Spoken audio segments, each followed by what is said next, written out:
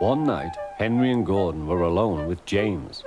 Although the Fat Controller was beginning to think well of him, whenever a chance came, the other engines would talk of nothing but bootlaces. "Remember the time one had to be used to get you out of trouble, James," they would tease.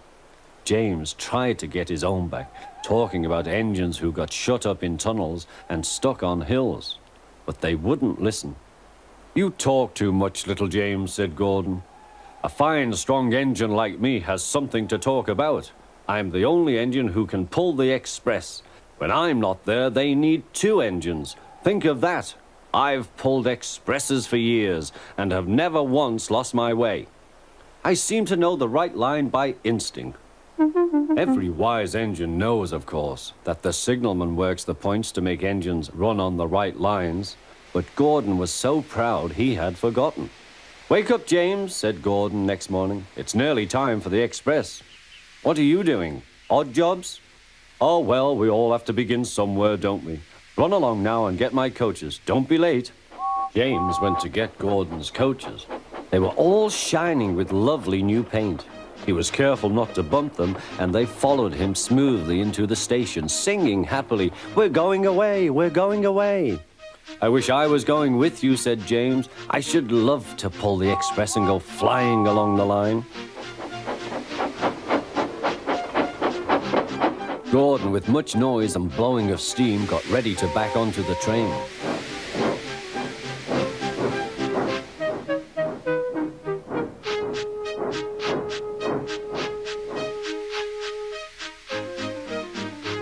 The Fat Controller was on the train with other important people, and as soon as they heard the guard's whistle, Gordon started. Look at me now," he puffed, and the coaches glided after him. "Poop, poop, poop, poop, poop. Goodbye, little James. See you tomorrow." James watched the train disappear and then went back to work. He pushed some trucks into their proper sidings and went to fetch the coaches for another train. James had just brought the coaches to the platform when he heard a mournful noise. There was Gordon trying to sidle into the station without being noticed. "Hello, Gordon. Is it tomorrow?" asked James. Gordon didn't answer. He just let off steam feebly. "Did you lose your way, Gordon?" said James. "No, it was lost for me. I was switched off the main line onto the loop. I had to go all round and back again." "Perhaps it was instinct," said James. Meanwhile, all the passengers hurried to the booking office. "We want our money back," they shouted. But the Fat Controller climbed on a trolley and blew the guard's whistle, so loudly that they all stopped to look at him. Then he promised them a new train at once. "Gordon can't do it," he said. "Will you pull it for us, James?" "Yes, sir, I'll try." So James was coupled on and everyone got in. "Do your best, James," said the Fat Controller. Come along, puffed James. You're pulling us well, sang the coaches.